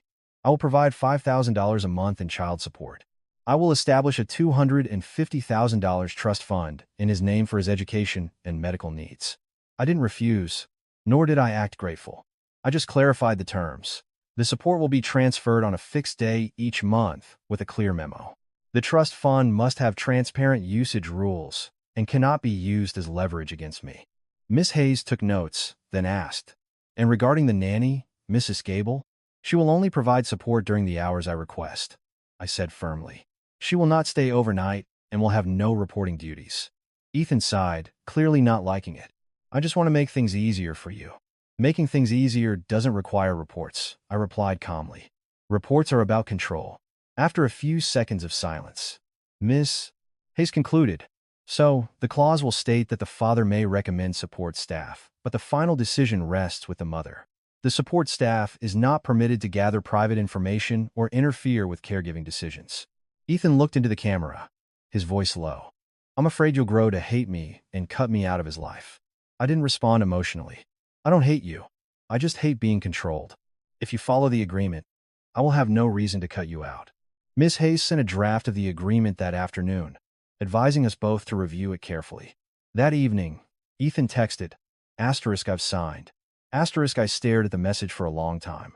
A man who was used to being on top had just put his signature on a set of rules. The next morning, I reviewed the final version.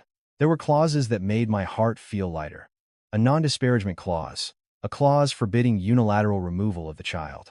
I signed. My hand steady this time. I was building a guardrail, not opening a floodgate. After signing, I sent Ethan one message. I did this for our son. He replied. So did I. I put the phone down and looked at Leo. He blinked, his tiny hand grabbing my finger. I whispered, as much to myself as to him, people can make 1,000 promises, but this piece of paper, my love, will give us a path to walk on. After the agreement was signed, my small apartment felt lighter. Not because life had suddenly become easy, but because there were now clear boundaries. Ethan adhered to the visitation schedule. He arrived on time, washed his hands, and waited for my permission to hold Leo. The first time, his hands trembled. The next, he supported Leo's neck with more confidence. Soon, he knew how to mix formula to the right temperature. I didn't praise him. I just observed. Mrs. Gable came only during the hours I said. She no longer called Leo little master. Victoria was silent. I don't know what Ethan said to her, but the veiled insults on social media vanished. Carol didn't show up at my door anymore. I heard from Ethan once, briefly. My mother doesn't like it, but she has to accept it. The most surprising thing came from his father, Richard. One afternoon, a delivery arrived. A container of rich chicken soup, some chamomile tea, and a package of soft baby washcloths. A small, unsigned note said, Asterisk, for the baby, take care of yourself. Asterisk. It was his clumsy way of apologizing. Claire still visited regularly, but her anger had subsided. She still made sharp comments to Ethan, but they were less biting.